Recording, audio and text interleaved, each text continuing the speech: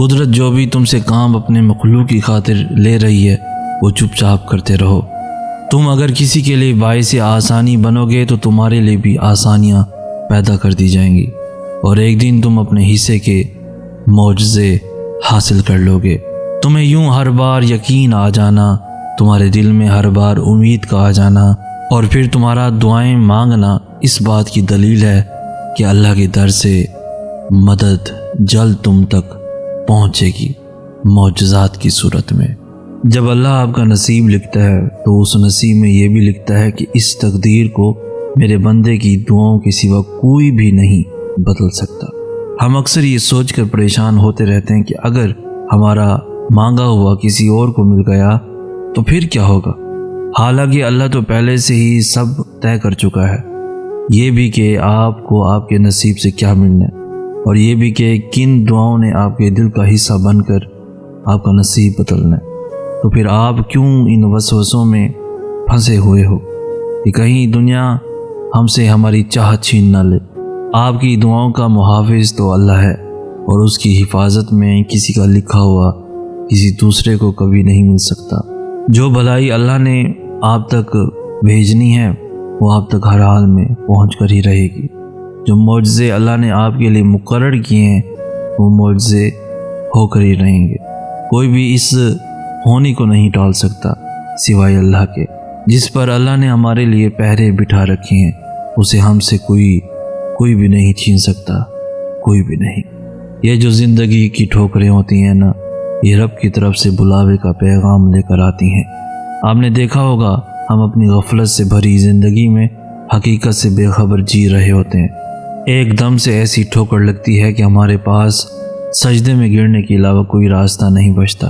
یہ ٹھوکر دراصل وہ الارم ہوتی ہے جو ہمیں جگانے آتی ہے، جو ہمیں اپنی سمت کے متعلق آگاہ کرتی ہے، ہمیں رب کے حضور لا کر پیش کر دیتی ہے۔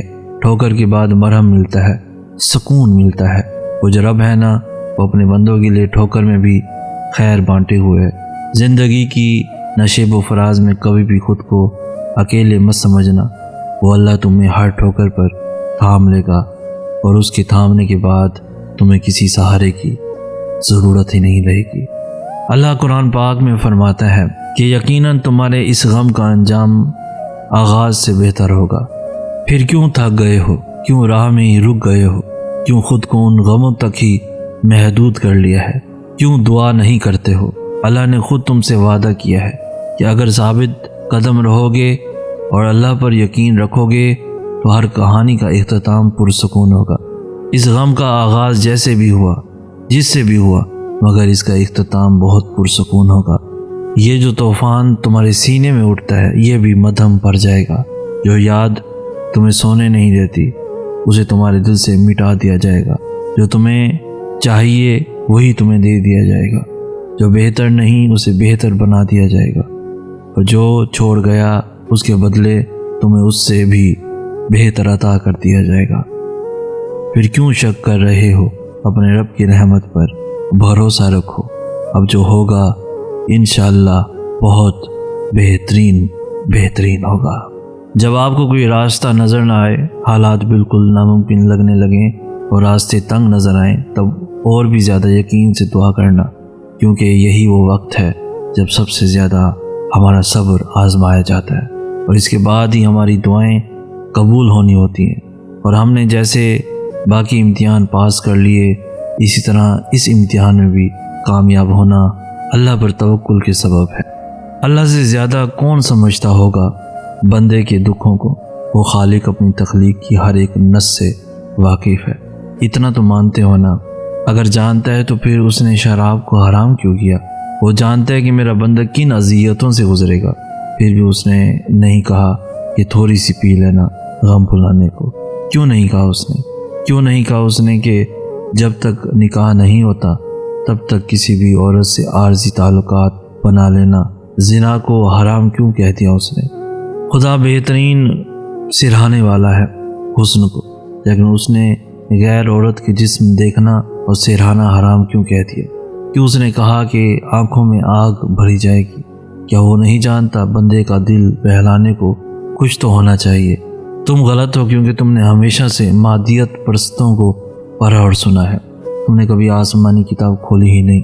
جب بھی تم پریشان ہوتے ہو غیر مسلموں کی کتابیں کھول لیتے ہو اور ان کے کہے کے مطابق سیکس کو ہر مسئلے کا حل سمجھ لیتے ہو، اور پھر یہ سارے طریقے آزمانے کے بعد تم وقتی سکون حاصل کر تو لیتے ہو، لیکن جب ہوش میں آتے ہو تو پہلے سے زیادہ بے چین اور اندر سے کمزور اور وحشت زدہ رہتے ہو۔